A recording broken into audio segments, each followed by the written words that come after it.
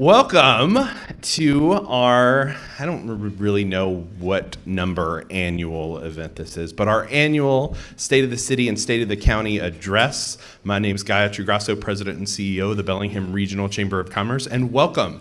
We have a great room. We have hopefully a great program. And this event would not be possible without our sponsors. So I want to take a minute to acknowledge the sponsors and then invite them up. We have, first and foremost, presented our Chamber Speaker Series, which is a multiple event series through the year. Our event sponsor this year is presented by BP Cherry Point. So round of applause for BP.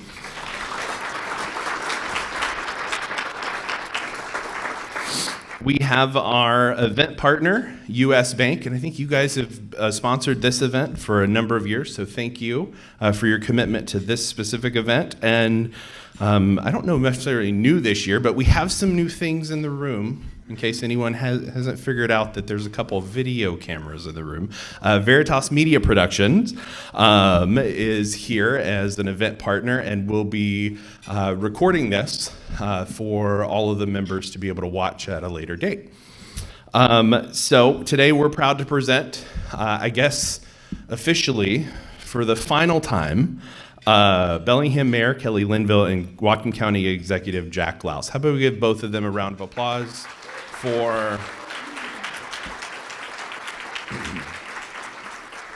even though I've heard each of them say the R word, retire, I imagine we'll see them in various capacities in the community for years to come. But I do believe public service is an elected role. I think they may both be done.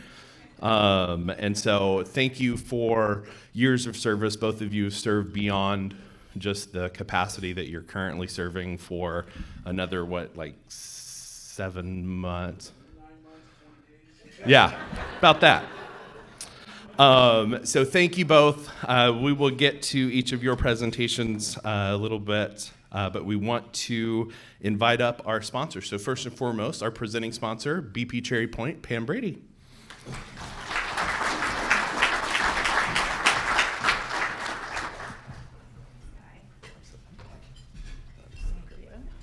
Thank you very much.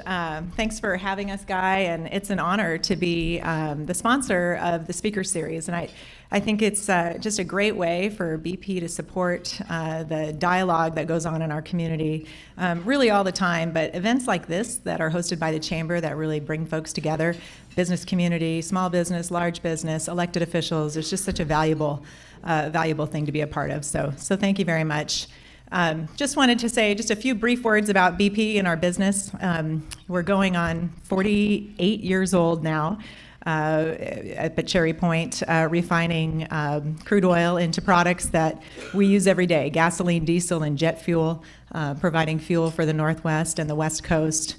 It's an exciting time to be at BP. We have made billions of dollars of investment over the years. And we recognize that the energy mix of yesterday, where it was 50 years ago, is not the same as we are today, and it won't be the same in 50 years. But we are proud to be a part and want to be a part of this energy transition that is already underway. And at BP, at Cherry Point Refinery, we have invested in 2017, we constructed, and 2018 began operating a renewable diesel facility. So if you think of the feedstock that conventional feedstock is crude oil that comes into the refinery, well, now we are, a portion of that, we're processing fats, so triglycerides, beef fat, but white grease, I'm learning the new terms, is pork fat, and we're making that into diesel products. And we have the facility at Cherry Point to be able to co-process that and slip it into let's call it fungible, but it's fungible in the stream. It can go into the pipeline, it can go into underground storage tanks and be pumped into gas tanks. And it's a great product. It'd be great to do more of that in the future, and we want to be able to continue to invest in that energy transition. And in order to do that, we really need the support of the community where we live, and the support of the right kind of regulatory policies that enable us to continue to attract investment in BP. So we're proud to be, on this journey, this energy transition.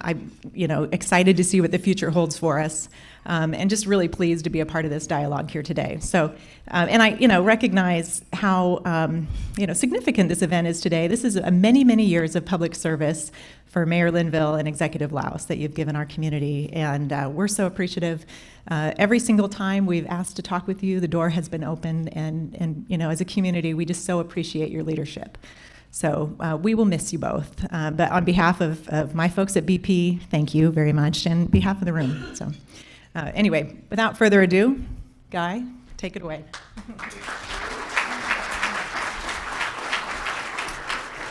And Pam, thank you for everything that you and BP does for not only the chamber, but this community as a whole. Next up, Mike Burke, U.S. Bank.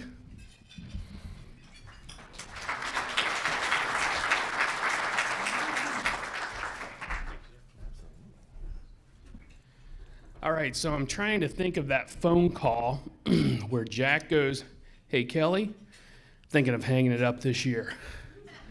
Want to mess with everybody and you do it too?" Thank you for working so hard these past years to have county and city work well together, and we so much appreciate you leaving at the same time that we'll be in a lurch. Thank you very much, appreciate that. So, a little more fear-mongering. An FBI statistic looked at June 17 through December of 2018, so 18 months, and they recognized that there was an increase in wire fraud up to $90 billion in attempts and realizations of loss to businesses and consumers of over $1 billion. That's about a 12-time increase in the same span. So as I'm rolling us down this hill of despair and disappointment, started by Kelli and Jack, I would just say to you, make sure more than ever that you are so conscientious of where your money is and how it's protected. And as a commercial, in a couple months, there's going to be a fraud seminar put on, hosted by the Chamber, and U.S. Bank might be involved in that. But truly, just being mindful and conscientious about it. And on an upbeat, if any of you are missing this event, because I also need to know when opening day is, next year Jack and Kelly will be at my farm in about this time period, so we can do this all over again. So, but truly, thank you, Kelli and Jack, so much. Appreciate just the partnership that we've had with both the county and the city. And boy, enjoy retirement. Thank you.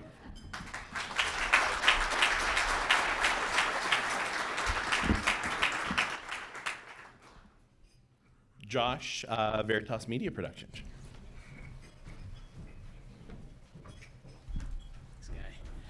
Thanks, Guy.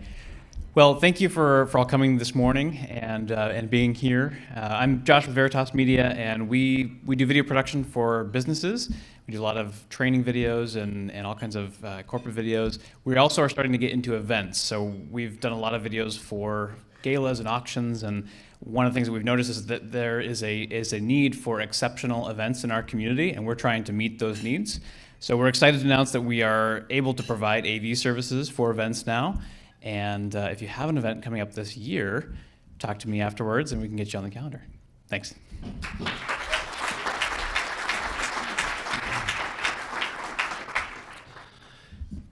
You know, one of the things that I missed at the beginning, and I don't have my list, I probably left it on the table out there. We'd like to recognize other elected officials in the room. So I don't have a list, so I'm not going to name them or name all of you out. I know there's a number of Bellingham City Council members, Ferndale City Council, Port Commission, PUD, a couple commissioners, and then a couple representatives from the state. So could we just have all of you rise, and I will find the names a little bit later. So thank you.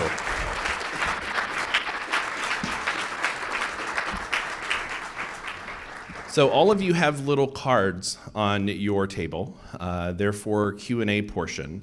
They're not comment cards. And so one of the comments that we've gotten a number of times is, can we hear from someone else other than Guy? And I'm happy to oblige, because yesterday I spent 7 hours in a car driving to Olympia for 6 meetings of 15 minutes or less, which I appreciate that. I got a chance to have FaceTime with all 6 of our local legislators. But that is a tough drive, and I am happy to hand over the mic to someone that's going to do an exceptional job, much better job than I could. Thomas Boucher, who is the Community Affairs Director for North Coast Credit Union, and as well as the newest member to the Chamber Board of Directors. So Thomas, welcome up, and Thomas is going to be the MC for today's program.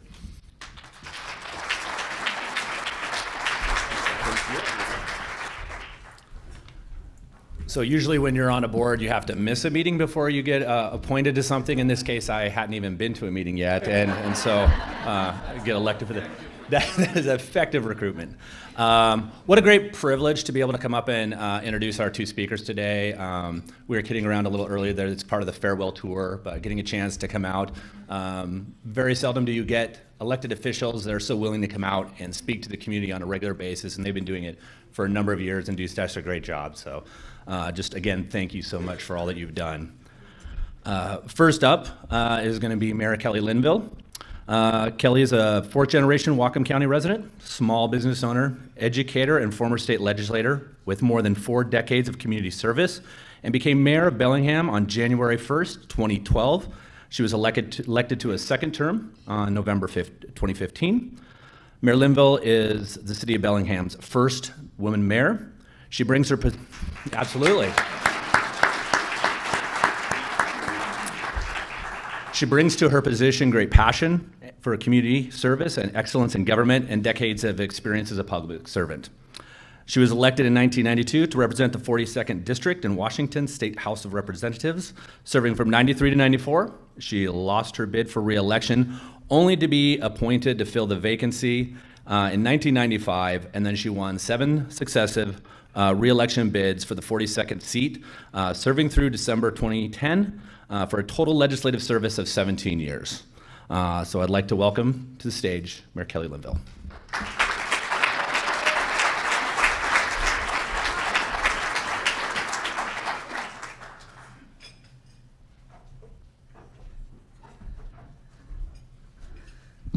Can you imagine after all those years I can actually still walk up these steps?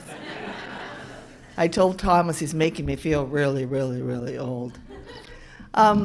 It's a pleasure to be here again. I think that one of the things I like about coming to the chamber meetings is the questions and answers. So I was telling Jack maybe we shouldn't give a speech and just have everyone ask us questions.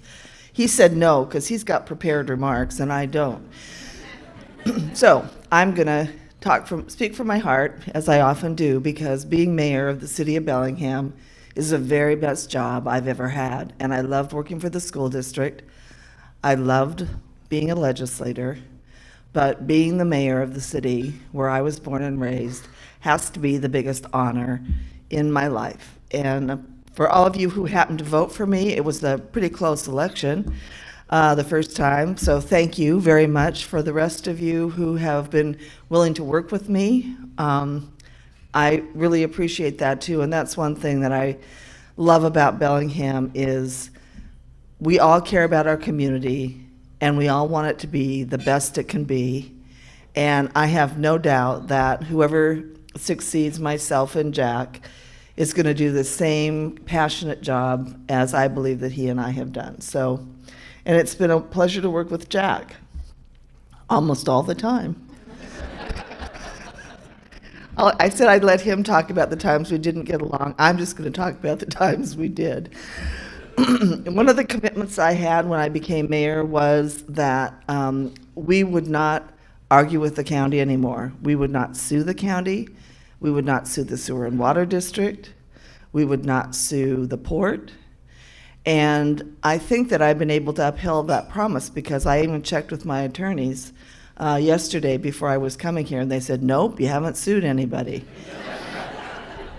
I'm quite proud of that just because I believe that as soon as you go to court, you've lost. Either you've lost money or you've lost time or you've lost relationships. So I was really excited to work with Jack, who I have known for 30 years, long time. So we'd already had our knockdown dragouts when he was mayor of Linden and I was a legislator.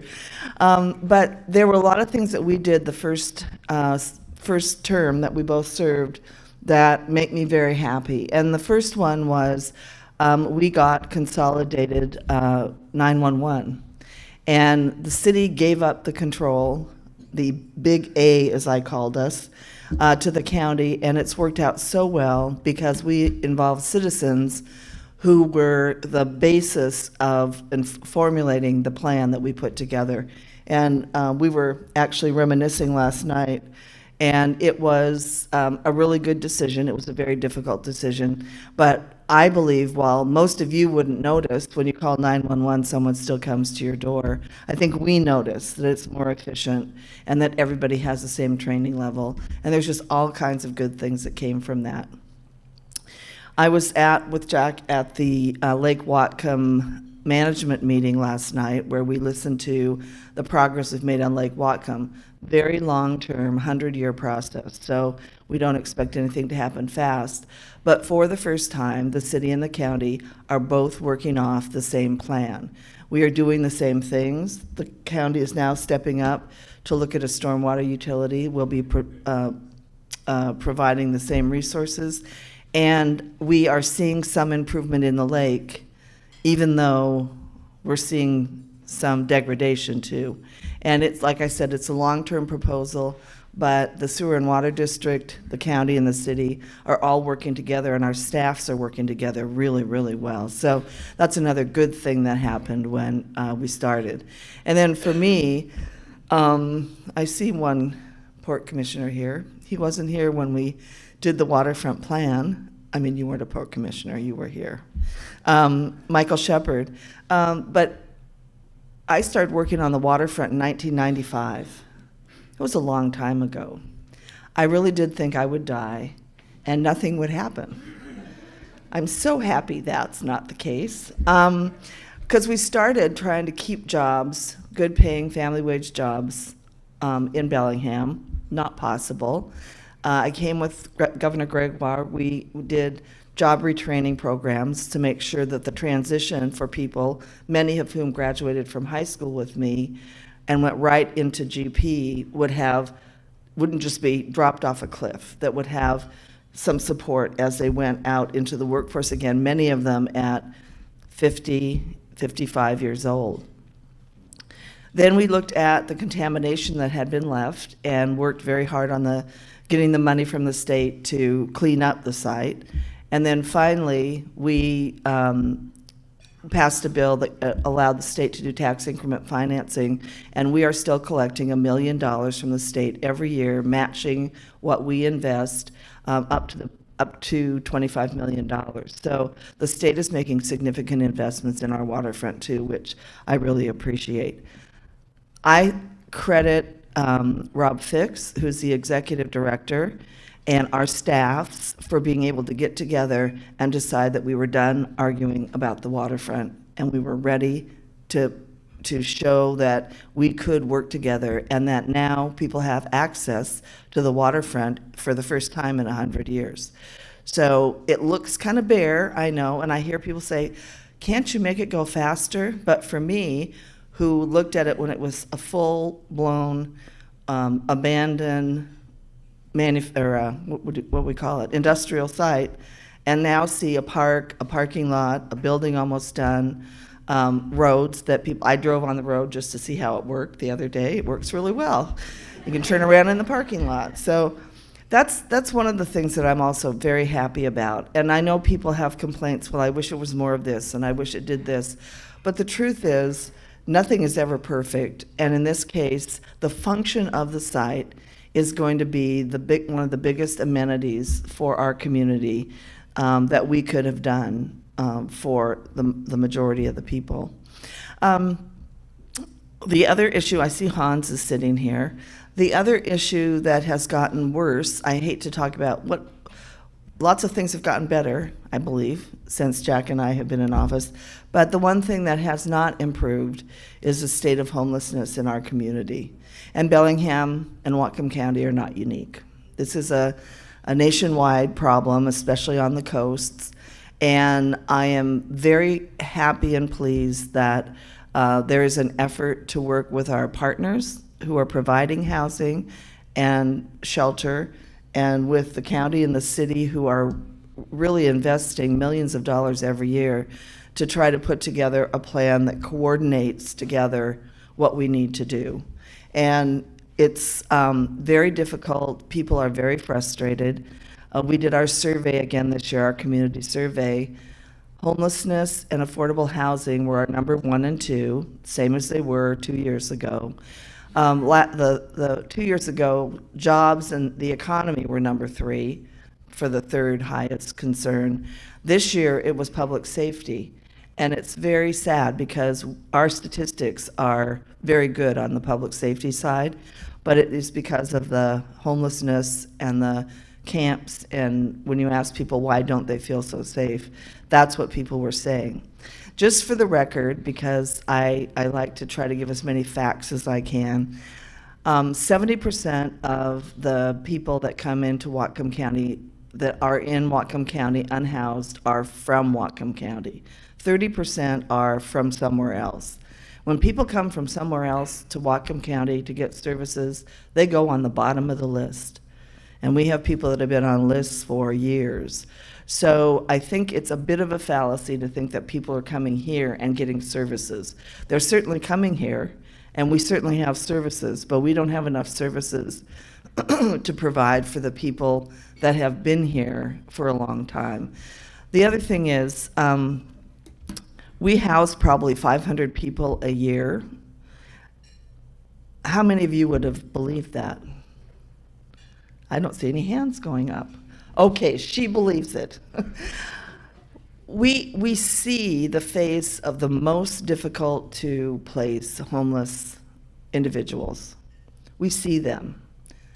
We don't see the people who become homeless and get housing, or become homeless and get rent subsidies, or become homeless but then get support for a while through one of our great organizations that provide the service. So just remember, when you see people that are homeless, many of whom have mental illness problems, many of whom have drug and alcohol problems, that is not your typical homeless person. The typical homeless person is a mom with kids, someone who's just lost their job, somebody who had a bad medical experience. And then we have the people that are, we call them hard to place. And we have a program called GRACE. One of the city council people, tell me what that stands for. I hear all of you, but I don't know what you said. We have a problem. We have a problem, so we created a program called GRACE, and it deals with our 60 most hard to help individuals. And if we can help those 60 individuals, then we might see more progress for the next 60 and the next 60 that come forward. So just so you know, no one feels worse about the fact that we have people that are unhoused and unserved than I do. And it is a frustrating problem, and for me, it hasn't gotten better. But what has gotten better is the community that I live in reaching out and starting to give help on an individual basis, on a basis for through an organization, and just everybody pulling together, understanding that if we don't work together on this, it's not going to get better. And it certainly isn't a legacy that I want to say, see what I did. I want to say, see what we are trying to do. And that's what's going on. I think I wasted all my time, right?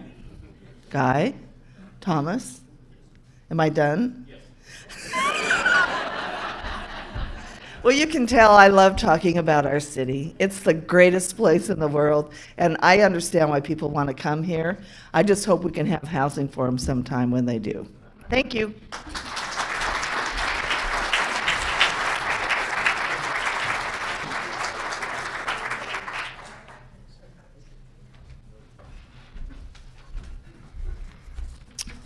Just as a reminder, if you do have questions, the cards are on your table, and Guy and Stephanie will come around and pick those up.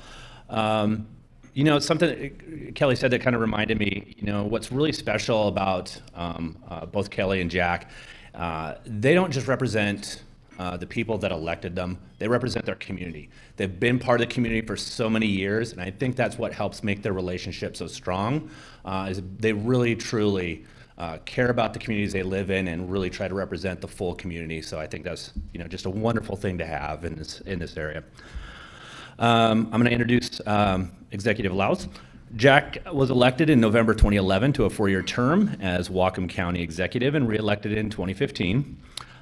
Previous to that, he served 4 years on the Linden City Council and 8 years as Linden's mayor. Jack also chaired the Whatcom County Council of Governments, Small Cities Caucus, the Growth and Management Advisory Board, and served on boards of the Whatcom Transportation Authority, Economic Development Investment Council, and Emergency Medical Service Advisory Council. His father, John, became the first Whatcom County executive in 1979 and also founded the family business in the 1950s that eventually specialized in the manufacturing of trusses. For the construction industry. Under Jack, who served as its CEO and owner from 1982 until the late 2010. He also shares ownership with the business with his son, BJ, who is president of the business and manages the day-to-day operations. And if you haven't had a chance to tour their facility, it's absolutely wonderful. Jack is married to Cindy, wife of 38 years. They have 3 grown children, Jody, BJ, and Nathan, and 4 grandchildren. And Jack has decided not to seek another term as county executive. So it's my great privilege to introduce Jack Louws.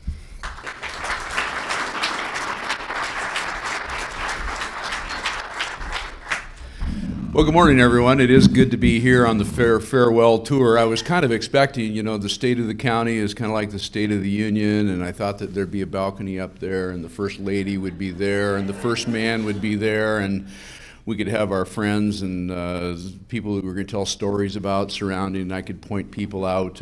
But you know what? This is Whatcom County, and it is great to be here and to give what will be my final address to this great group. I appreciate the other elected officials here, the years that you've served. I appreciate the chamber for the work that you're doing. Kelli, it's been a great honor to serve with you over the last 7 years and to be able to work with you on many of the issues that you brought up this morning. And hey, it's been my honor to be an elected official for almost 20 years in the community. I'm going to break from tradition a bit. Instead of going through the blow-by-blows of what we've accomplished in the last year, I'm going to broaden that out to look at some of the accomplishments that we've had as a county government in the last 7 years, incorporating some of the items that Kelli brought up within the context of my comments. But one of our great accomplishments at the county is the people that we have. And this morning I'd like to introduce Tyler Schroeder, my deputy executive, my right-hand person in the office, who I'm so pleased and proud to be able to work with him over the last 6-7 years. Tyler started as being the CEPO official on the Gateway Pacific project. He was in my office because that was kind of a big deal when that was going on. Kind of thought that there was some talent there and brought him in, and it's been a really good opportunity for us to work closely together. One of the things that at the county that we've really concentrated on over the last few years is the customer service initiative. And government's an interesting animal. There's certain parts of business that you can transfer to government, but not all of them. But when it comes to treating people right and treating people with respect and to treat people honorably, that can be transferred over. And we are, of course, a regulatory agency. We have to say no to people. But what we've really concentrated on is trying to do our job more efficiently for the citizens. I'm pleased that our Parks, Planning, and Public Works and our health departments have taken that initiative up, and from the ground up are building tools, plans, procedures, training people to be able to interact with you more efficiently and more effectively than what we've done. Still, obviously, being a regulatory agency, we still have some problems, but we have a lot of good things going on within the organization. Last night at our Lake Whatcom meeting, one of the Bellingham staff members said, Jack, one of the things that I'd really like to see is the culture that the county and the city have cultivated over the years, that continues beyond Kelli and my serving, and I'm really hopeful that happens also. Just in terms of some blow-by-blows going through real quick, I'll kind of go through some of the department highlights over the last 7 years. Park and Recreation.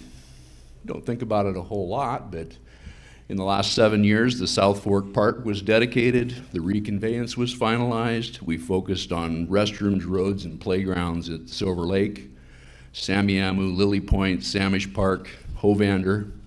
Done a lot of work. Silver Lake, I think, is going to be a shining example of some of the work that we've done. We're going to spend about $7 million there. The park's 50 years old, the roads are tired, restrooms aren't in good condition.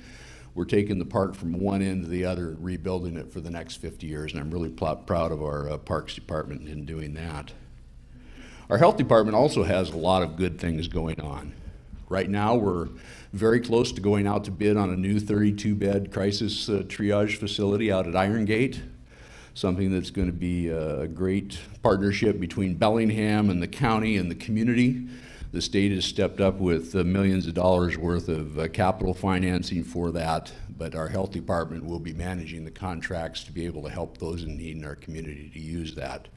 Currently, we have 13 beds. Going to 32 is going to be a great add to what's a serious challenge in our community related to mental health and to the addiction problems that some folks have. We've established a secure medicine return program. That's kind of on the forefront of some national initiatives where people in their medicine cabinets have opioids that haven't been used and so on and so forth, but we're providing a way to get those back in, properly disposed of so that we don't get them into our water stream by flushing them down the toilet, which I assume somebody other than me has probably done in their lifetimes. But anyway, we're really pleased that we're able to do that. We have that ground level response and coordinated engagement, the GRACE program. That's something that both Bellingham and Whatcom County are contributing to, and that's just an awesome program to help those in need in our community. So we've got done our community health assessment. We're nationally accredited as a health department right now, which is a big deal. It means that we're doing things right. We've gone through and had independent audits of all of our policies, our procedures, and through the different divisions of the health department. So really pleased with Regina Delahunt and the work that her team is doing. In Public Works, we've overlaid or repaired about 60% of the roads in the county in the last 7 years. We had 930 miles of road. We've done over 600 of them. We were well below that average 7 years ago. A lot of people don't think about it, but it is probably our biggest asset that we have in terms of dollars if we had to replace them. And once you get behind on a road, it gets very expensive. So I'm pleased with that.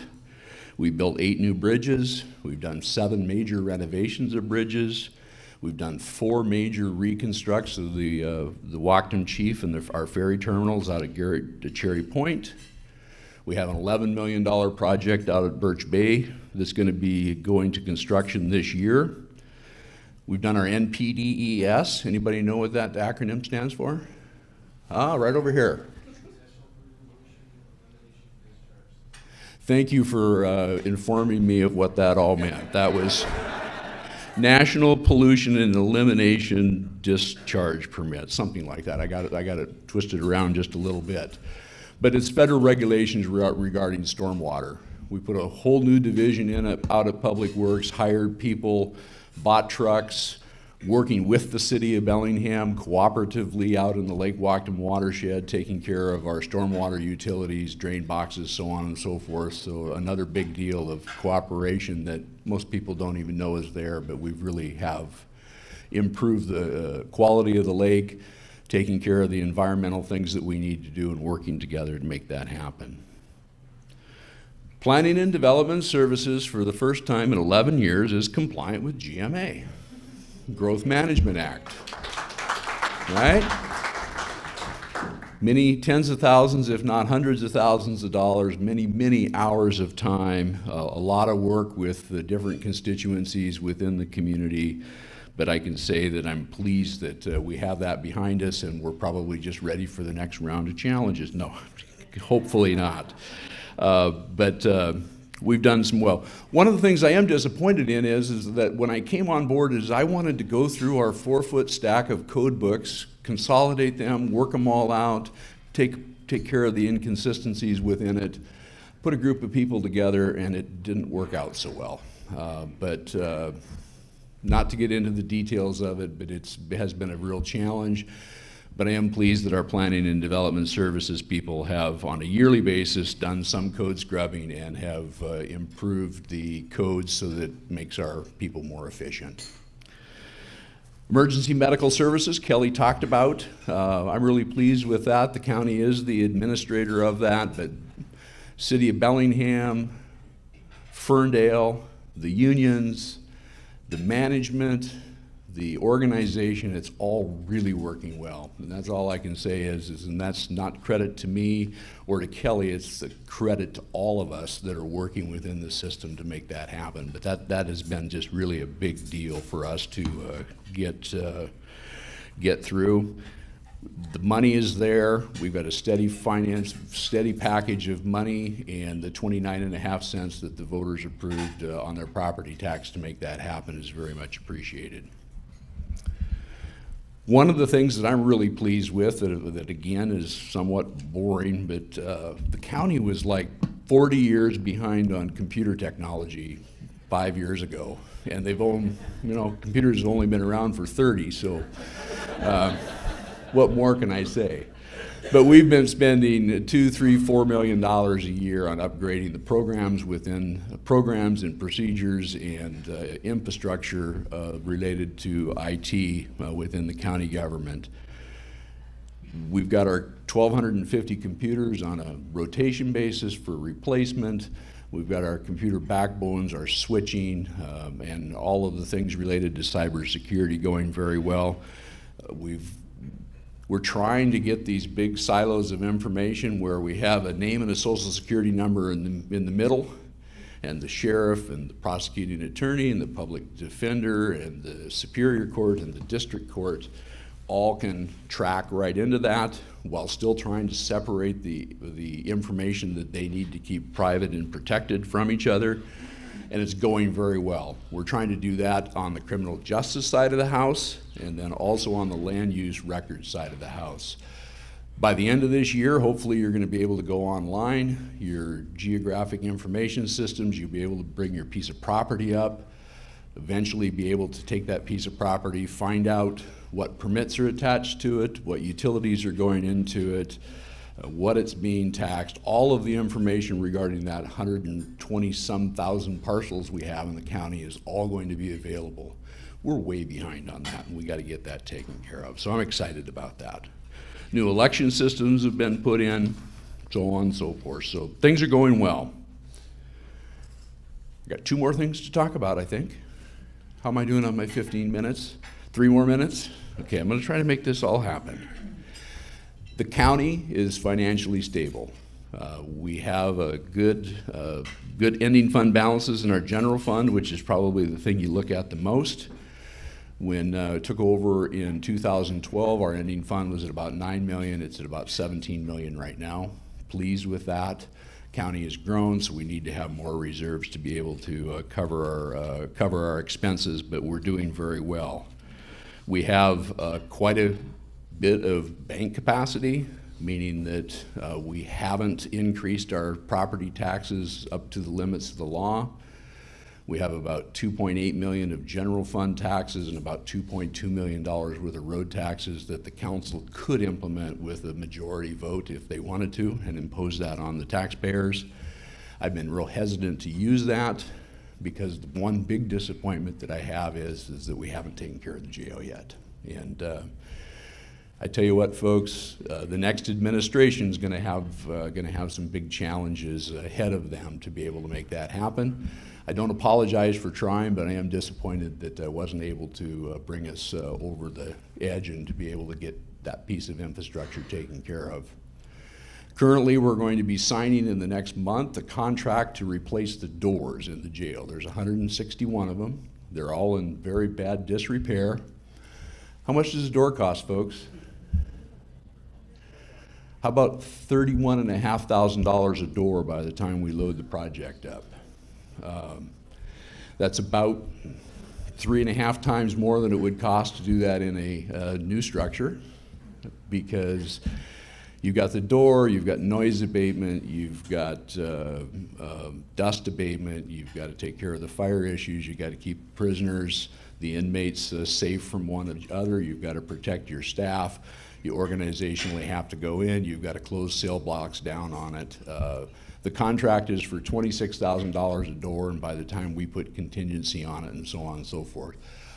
The challenge that we have is that these dollars are competing with hiring sheriffs, with taking care of homeless issues, it's all general fund money, and that's the challenge that we have. And we got caught in the crossfire of the national debate of over-incarceration, which is a real issue. We need to take care of reducing incarceration to the point we can. We got caught in the fact that in 2006, the voters approved a 1% sales tax, and we didn't build a brand new facility. We built an interim facility. So we have discussions from the conservatives, discussions from the more liberal's not the right word, so I'm not going to say, but we have different discussions, and we weren't able to come together as a community. But we still do have a failing piece of infrastructure, and my guess is we can spend $50 million in there, and we're still going to have one commode for 33 women, which we have right now. So it's a huge challenge. I really don't know how to solve it. I do know as an elected official I've tried twice, and I'm not the messenger and going to be the messenger for it down the road. But we're going to have to come together and make some serious choices moving down the road. So I'm going to, we've done a lot of work with the sheriff, with the other elected officials. I encourage you to invite them back if you'd like to hear what's going on in their end of it. But truly, folks, it's been my honor to serve as your executive in the last years. The underlying message that I have today is that the county government continues to improve and update roads, parks, facilities. We continue to streamline services. We're trying to remain responsive to new issues that are coming down the road. And I'd like to thank our staff, our citizens, our councils, for their ongoing enthusiasm, their intelligence, and their support as we negotiate our programs and make decisions for our collective future. We're blessed to live in Whatcom County. We have many people that volunteer to boards and commissions. They provide direct advice to us in what we have to do as elected officials. So the job has not been without its challenges. But every time I get an email from somebody that says, hey, good job by this particular staff member, good job doing this, it's really encouraging to me. I encourage you in the future to be supportive of your new elected officials, whoever that may be. Stay engaged in your community. So hey, thanks so much for being supportive of what I've done over the last few years. I'm ready to get into the motorhome, take a few months off, see the grandkids, turn the news off for a little while, and move on to the next phase of my life. Thanks for allowing me to be here today. Great. So for the first question we have, I think there are a lot of people that put this question in there. Any words of wisdom for your successors?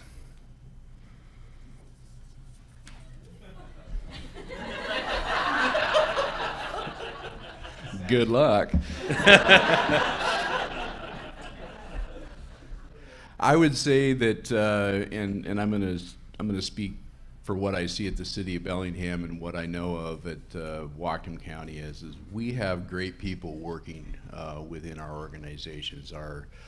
From our directors and our managers to the people in the trenches doing the work, they're doing a fantastic job. And I would say to anybody that was coming into the position, take the time to listen and trust and respect the intelligence and the knowledge that these people bring to the table as they're making decisions moving forward. Government's very complicated. It's not a matter of, hey, I want to do this. We're a sub-agency of the state of Washington, and we're bound by the laws that we have, and all the laws don't necessarily make sense. From a former legislator here who made a lot of them, is it still wasn't, everything she did was perfect, but it's an imperfect process. But really trust the people, because Whatcom County's got 850 people. I couldn't do it myself. That's why I try to use the word we as many times as I possibly can, because it takes the team, and you better be listening to them, or otherwise you're going to get yourself in trouble. I would have said that, but Jack said it first. And I agree. I mean, the one thing that I've learned over the course of being the mayor is that I'm supposed to be in zone 2. Does anybody know what zone 2 is? It means don't micromanage your staff, first of all, and you don't have all the answers to the problems. Allow the people that you've hired to come up with the details and the options that you get to pick from, and then your council gets to pick from. The thing I think I tell everybody is just remember that being an elected official is not about you. That's interesting music. Being an elected official is not about you. And if you can remember that being an elected official is representing the public interest, and you can keep the politics separate from the policy, do the politics when you're running for office. But as soon as you're elected, do the policy. It will help keep you from being overly concerned if people are critical of you, because everyone is going to be critical of you at one time or another. And it allows you to look at what your goal is and who you're benefiting. It's not the 20 people that come to a council meeting or write you a letter or send you an email. It is in Bellingham, 89,000 people that are going to be affected by the decisions you make. So I guess that's what I'd add to respect the staff, stay in your lane, and understand that it's not about you. This next question, there were quite a few of as well. With more free time on your hands in retirement, what do you plan on doing to fulfill your time? And in this case, thank you both for your service to our community. Well, for the last 15 years, I've had a second job, and I'm going to keep doing it. I have never not had somebody else hand me a schedule for almost 41 years. So I'm going to enjoy not having to do anything. And I'm smiling at one of my scheduling people right out there in front of me, who knows how hard that's been. I get either a schedule from the school district where I go, a schedule from my assistant in the legislature for what I'm supposed to do. We called it the blue card. And in Bellingham, I have Liz, who, if any of you call my office, she is the best assistant I've ever had in all the years I've been involved. And she gives me a blue folder. And I think the Monday after, January 1st, I'm just going to sit in my chair and do my crossword puzzle and not have to go anywhere. Then after that, I'm going to visit my grandson in California. I'm going to visit my senior in college granddaughter who's in Florida. And I'm going to go to all my middle granddaughter, 16-year-old's tennis matches that I've been missing since I have usually something to do in the afternoon. And the business I do is called Mid-Century Design. So I love to shop. My husband said, "You've had enough." So I got a space at the antique mall, and now I can shop and put things in the antique mall. And I'm not in so much trouble. So I still will do that as a hobby. Well, I alluded to the fact that Cindy and I last year on the spur of the moment bought a motorhome with a little orange Jeep. If you see an orange Jeep, it's kind of my pride and joy right now. But we're gonna do some traveling. As mentioned, my son John BJ is the president and CEO of Louws Trust. We've been doing some expanding. He's got dreams for the future, as I did in 1983 when I took the business over from my father. Hopefully he'll give me a golden broom so I can sweep the corners. I know that he doesn't want me to be there on an everyday basis, and I don't want to be either.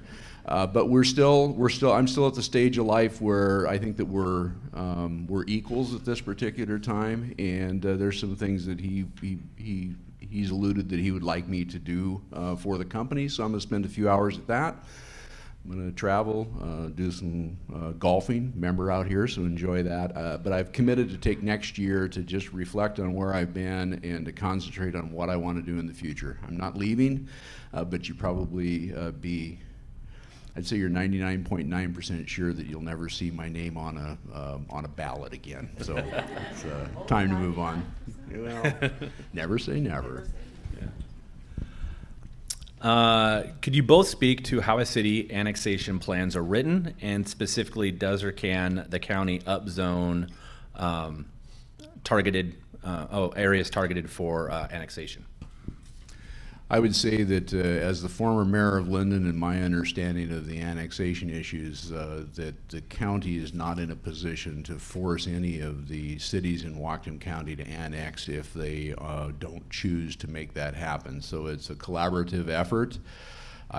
I actually believe that it would be good for the cities, all of them, to take the areas that we have in our urban growth areas and get them into the city, put sub-area plans together that would include the major infrastructure regarding sewer, water, stormwater, parks, fire, all that kind of stuff, and create a bit more supply. We did that in Linden, on the east end of Linden. It worked out really well. Provided some certainty to the developers, although it added a lot of cost to them. It provided certainty, but it did provide for more housing opportunities. Hannigan's continuing to get busier between our major city and the smaller cities. So that's my encouragement, but no, the county's not in a position to force landowners or force cities to do that, and I think that would be inappropriate. That's a responsibility of Bellingham or Linden or Blaine to decide what their development plans are. And Bellingham right now is going through an annexation phasing plan. It typically was the practice that if you wanted to develop some property outside the city limits into the urban growth boundary, then you came to council and the city and said, "I'd like to be annexed in." And it was very piecemeal. So we didn't really plan very well for what we call concurrency, which is how you get the infrastructure in place, how you get the schools in place, how you get the police and fire in place, which we have 6 years to do. But it was very piecemeal. Consequently, we are behind on some of that because we didn't plan ahead. So we're planning ahead now, but we're planning ahead both for what we're going to bring into the city, and we're also planning for what we may eliminate from the city because it will never be annexed in. That way, there can be some certainty, as Jack said, and we're also looking at the continuum of housing. So we want to make sure that as we annex in, we're annexing in a variety of property that's zoned so that there'll be a place for options for people to live, not all single-family homes. But we're really looking for our density in the urban villages. So the urban villages, we have, I think, 5 in Bellingham, maybe 6. Michael said 6. He's always right. So Michael said 6. And that's where we're looking to get the most density. It has the least rules. And the demand that we're seeing is really a lot of demand for condos. And as you know, there haven't been condos built for a long time. So basically, if you want to purchase something, you have to find a house, which you can't find. So the legislature is going through some changes in the condo law to allow more condos to be built so that you can then buy a single-family house, a different housing structure, townhouse, et cetera, or a condo, which I think will help more people who want to become homeowners become homeowners. But mostly for us, it's trying to give certainty to the developers and about where they'll be able to develop and kind of figure out those rules ahead of time so that the units can get on the ground sooner. Well, I think that leads well into the next question. Given the current state of the Bellingham housing market, what do you project to be a solution for affordable housing, new construction, people moving in North Whatcom County? Well, I'll talk about North Bellingham. Is that okay? Well, what I see is you have to have that. A lot of it was what I just was addressing, but you have to have a lot of options for people. And so that's one thing. Secondly, it's like we didn't build for a while before the recession because there was this feeling that, our neighborhoods love their neighborhoods the way they are. Well, we're going to have kids. We're going to have some immigration. We really can't shut the door at the edge of the city and say nobody else is going to come. Then we went through the recession, so we're quite behind in keeping up with our housing stock. So we have over 1,000 units in production right now, but we are so far behind that people are still having trouble finding a place, and the costs are going up. So our plan is twofold. One is to make it easier to build where we want housing, but not where we don't, and to look at what it costs to put it together, make sure that we're giving incentives, especially for the low-income housing or even the workforce housing that's still too expensive. And then we also partner together with the port, the county, the city, and the port on what we call the tri-funders. So we're also trying to deal with the wage issue to some extent. I mean, we're not going to create the jobs. We actually, both the county and the city, have very good paying jobs in our bailiwick, but we need to listen to the business community and see what kind of jobs could be created that would allow people the incomes to be able to afford to live here. When I grew up here, it was 35,000 people, and my parents bought their house on the GI Bill for $1,800, and it was a double lot.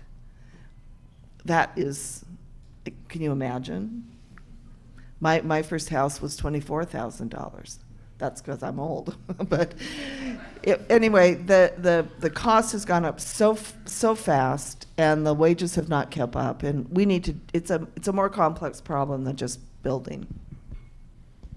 And I would say that the county needs to encourage all of the cities to take the housing stock and supply very seriously.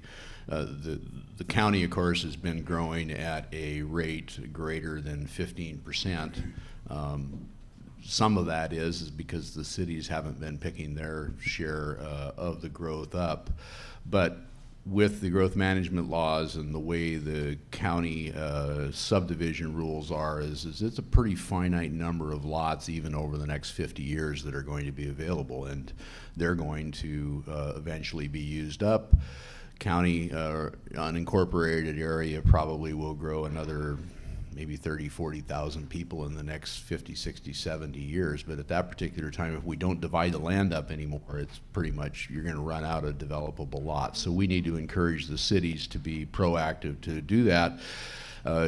Another 2,000 jobs would be great right now to have in the community for some folks, but that's 2,000 times the multipliers. That's a lot of housing stock that we don't have. So we have to, as governments, take care of the core essentials for businesses and for people to want to live here. It's affordable housing. That means you got to have supply. We have to have fire, police, protection, so on and so forth, a good criminal justice system. So we have work to do. We have work to do behind the scenes for the economic development goals that we have moving forward. I think we have good teams put together and that are understanding these challenges. And I'm looking forward to seeing the next group of folks take care of that for us. This one's for Executive Louws. What do you project the future of wells and water to be in Whatcom County? Well, right now, the legislation that was passed, the Hearst fix that was passed, really put the burden on the state to come up with the solutions regarding mitigation, regarding the well use for single-family residences. They have that in their area. They're going to do rulemaking on it. I would say that I don't see anywhere in the legislation that would require the county to put a moratorium on well drilling if the state is not able to accomplish their goals by mid next year. So I think that that's a good thing. I believe that the biggest challenge that we have is at some point, I think that quantification and adjudication is going to be imposed onto the Nooksack Basin, and when that happens, we're going to have 10, 15, 20 years of trying to figure out tribal interest and tribal rights, minimum stream flows, all of that stuff, and that's the quantification portion of it, and then you go down to the mitigation. Water was one of the things I didn't get to on my list, but it's going to be an ongoing area of interest, and I don't want to say challenge because I'm hopeful that we can all work together. Everybody can row the boat in the same direction to be able to figure this complicated issue out. I think for the time being, for the rural landowners, they're probably going to be all right, but the problem's not solved. It's not over with. We have a lot of work to do. Whatcom County wants to do the best job that we can to provide good, sound data for everybody. Whatcom County doesn't own any water rights. We're not the owner of it. Bellingham has a big water right. The PUD has a big water right. Of course, we have the tribal interests have the most senior water rights. So there's a lot of work that needs to be done. But all of us, Whatcom County, Bellingham, the port, the tribes, PUD, I said port and I meant PUD there. Excuse me. Theo, fix it for me. Thank you. That's what's nice about her. But we're all going to have to work together on this down the road. The issue's not going to go away. So for our last question, this is one that's seen a lot of headlines lately. Please comment on the proposed capital gains tax by the state, how likely it is to go through, and maybe how it might impact the city and the county. Well, I haven't looked at it from a city or county end of it. My son and I have been texting back and figuring out whether or not we want to do the last half of the business transfer because of it. Anyway, it's getting a little bit too personal, but too much information. Yeah.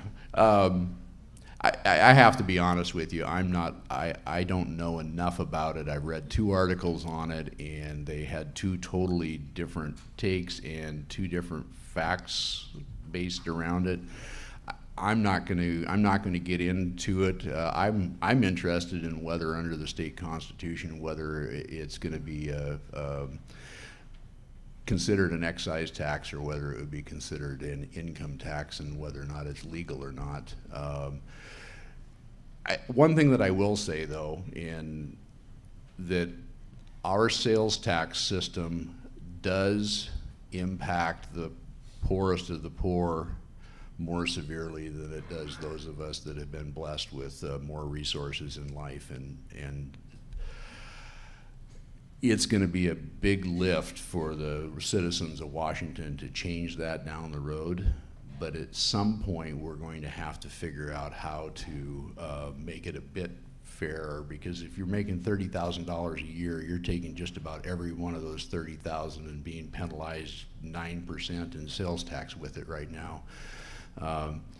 If you make 300,000, you still might only spend, you know, $80,000 of it in tax, and the rest of it you aren't having anything done with it, and so it makes it challenging on the low end of the spectrum as it relates to that. How we solve it, again, I'm going to be looking forward to reading about that. I'd just say me too, but that was a legislative discussion and challenge forever. And the truth is, we have an extremely regressive system because we also have the B&O tax on businesses, which is on gross receipts. Now, when you tax people on their gross receipts and don't take into account their expenses, personally, I don't think that that's too fair, though there are some, especially large businesses, that preferred the B&O tax. So I think our tax system should be more fair. We tried to make it more fair for sales tax by taking it off some of the essentials like rent, groceries, utilities, things like that. But it still affects lower income people more than higher income people. And I'm not certainly in Jack's tax bracket. I wish I was. But so I don't think that capital gains is going to affect me personally, but it does affect me if people in my community can't survive. And so it's important to me that sometime we do something about it. And it's not going to be local government really that does it. It's going to be state and federal. And I personally have always supported an income tax as long as the floor on the tax is high enough that we're not taxing the poorest people in our community. So, but we didn't do that. So, With that, I think I'll bring Guy back up on stage. we're done. I think so.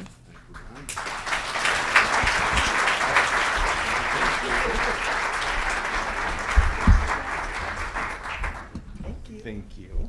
It was fun. Good. Last one, right? Yeah. How about another round of applause for Jack and Kelli? Let's scoot the podium forward. And a big round of applause for Thomas Boucher, the MC.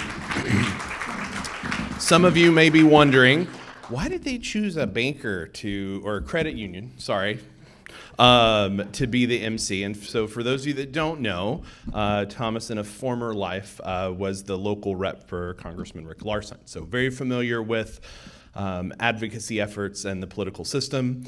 And he's also, along with being a new board member, he's also the chair of our Government Affairs Committee. So there's kind of some alignment there for those of you that are like, I want that gig next year. I just want to say a special thank you again to Jack and Kelli. This was 5 years ago. This was my first chamber event when I took over, and so I think we've done 6 of these at this point in time, and so it's a pleasure, and both of you have shoes to fill that. Good luck to whoever follows you. As promised, we want to acknowledge the elected officials in the room. City of Bellingham, April, Pinky, Michael. I think we got them all. City of Ferndale, Greg, Rebecca, and Teresa. So nice job, Ferndale, showing up and equaling the number of city council members. Port of Bellingham, Michael. PUD, I think we could have a PUD meeting right now. I think all 3 of you are here.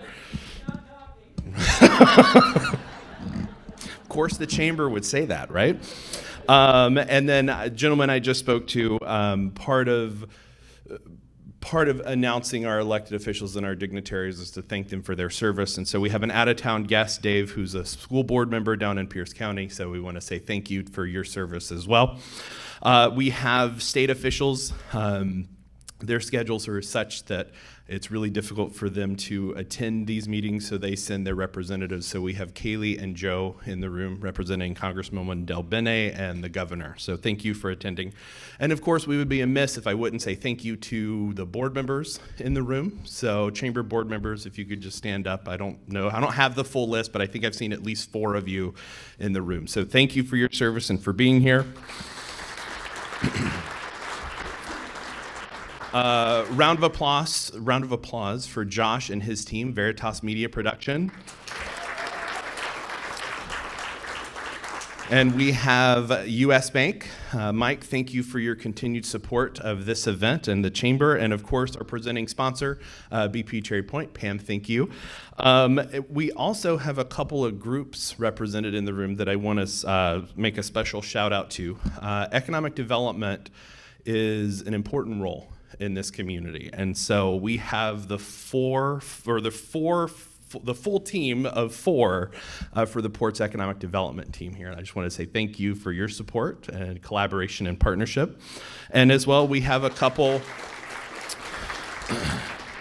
reps from the SBDC here as well. One of what, oh, he knows it too. He's like, oh, he knows it's my birthday and I'm gonna mention it. So Eric, happy birthday, number 50. And with that, I think we're out a little early at about 9:05. Thank you all for attending. It was a great morning. Again, Jack, Kelly, Thomas, thank you so much for your participation, and have a great day.